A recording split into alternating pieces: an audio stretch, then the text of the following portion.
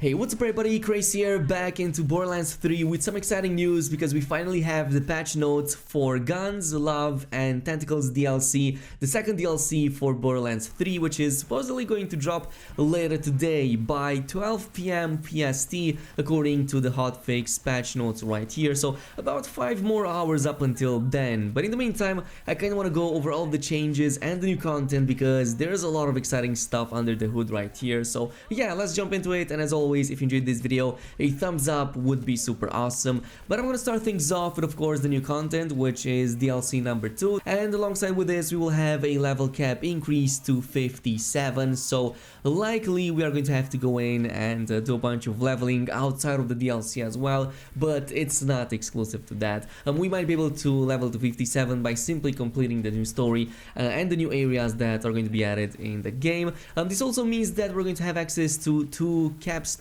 in total, so we're excited to see what interesting new builds everyone creates with these additional skill points. So it sounds really awesome, but there's some addition over here that seems to be affecting the Guardian ranks. So 3 new Guardian rank skills will be added, and some of these actually look quite interesting. They might change the gameplay quite a bit. So I mean, the Enforcer tree, we have something called Come On and Slam, which allows us to slam at any height, which pretty much means, I believe, that now you can pretty much jump at normal heights and then immediately go into a slam, which should definitely help you a lot with at least staggering the enemy. So it does sound cool, but it also makes slam gear a little bit more interesting, though it remains to be seen how viable that is.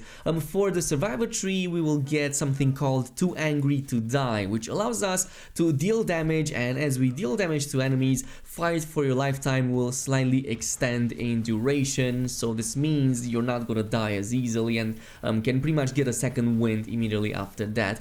Finally, in the Hunter tree, we will get Harmageddon, that deals additional damage to enemies that have received multiple static effects. So now, correct me if I'm wrong, but this sounds like something that kinda is a direct buff to Amara, for example. I'm already inputting a ton of elemental damage from different sources to my enemies. I'm putting like electricity, corrosive, cryo, all at the same time, and this sounds like something that would benefit that type of build a lot. I'm simply shredding everything, so this in theory should buff Amara quite a bit. But yeah, let me know down below if there's any other builds out there that could benefit from this, because it definitely sounds interesting. I think that Zane can also benefit from this quite a bit, even if you're running with like a more cryo Zane build over there. Now the next feature sounds really big, and this basically allows players to start a campaign add-on with an auto-leveled character. So you can now immediately jump into a new DLC content right from the menu. You'll start a game with a character leveled up to where the DLC content would be unlocked,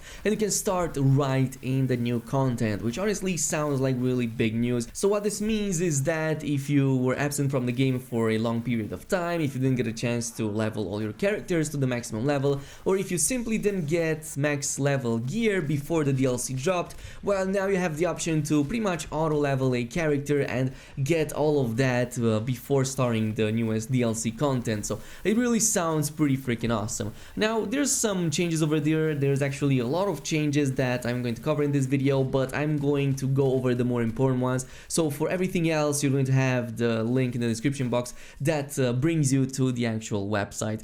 So passing the stability and performance changes, which appears that Gearbox has implemented quite a few, a lot of crash fixes, as well as performance improvements, including for the UI. So these sound really awesome, but as far as other changes go, they have made it so that gear lower than the level cap no longer drops when players and enemy characters are each at the level cap. So characters at the max level should no longer receive gear at a level lower than their character through chests and drops from enemies that are also at the level cap. So it totally makes sense.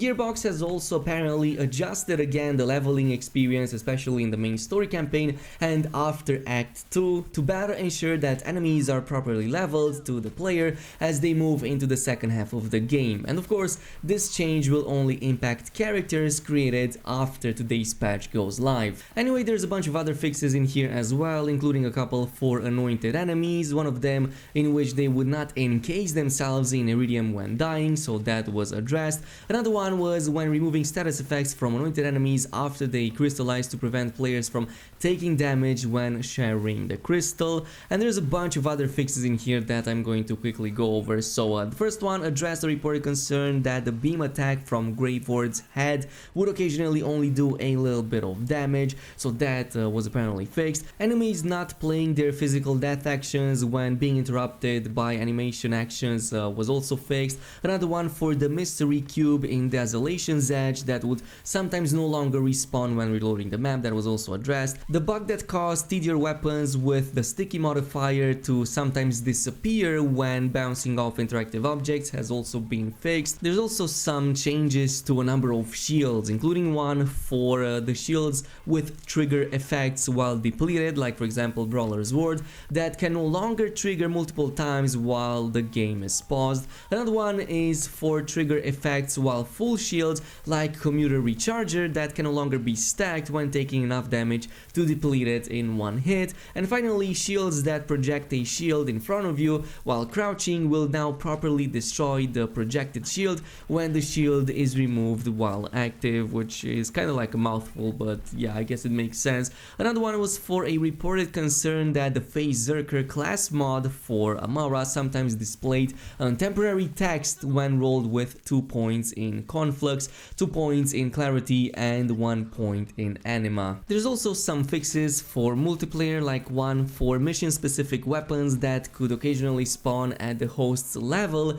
instead of the player in true Vault Hunter mode during multiplayer, and another one was for a mission reward that would sometimes spawn at the host's level instead of the player's level in true Vault Hunter mode. The next one, apparently Gearbox has added some 4 specific dialogue lines for all of the characters that can be played when inside the main menu, of course for each of the character classes, which sounds really interesting. So now you have your characters talking, not just Claptrap over there in the background, which sounds really interesting. And nonetheless, there's a ton of other fixes in here, so I'm kinda gonna skip the ones that I don't find important, but there are some console only changes here at the bottom that I'm going to cover really quickly in case you're playing on any of the consoles. So they have added a limited pause menu for the primary player during split screen when the second player joins late into the intro cinematic. Another one is for the issue where 2 sets of subtitles would sometimes appear on screen during cinematics in split screen.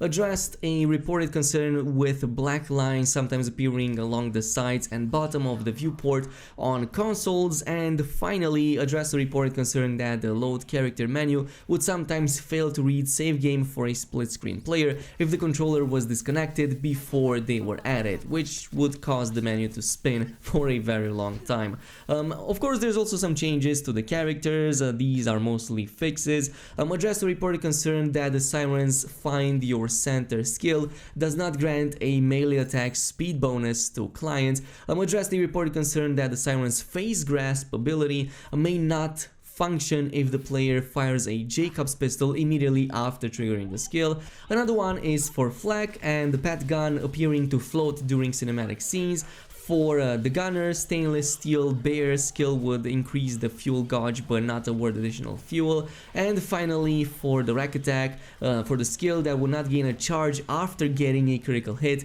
with the head count skill active. There's also some changes and fixes to the UI. Apparently there's been a lot of fixes with the echo menu having problems during cutscenes, so that was a fix.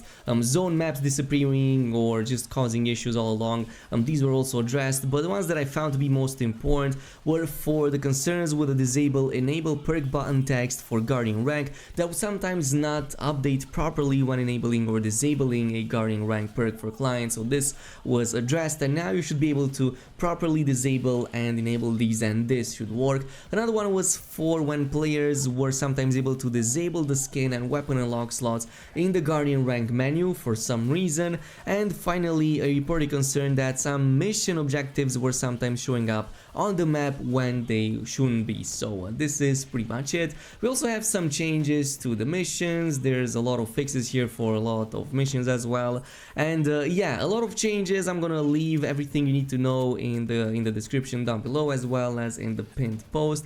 And yeah, this patch is supposed to come up by 12 PM PST if I'm not mistaken, so just a few more hours until then, and when it goes live it should be available for all of the platforms. Maybe maybe it's going to go a little bit sooner than that, as it happened in the past, like half an hour or two prior to that, but otherwise it shouldn't take too long up until then.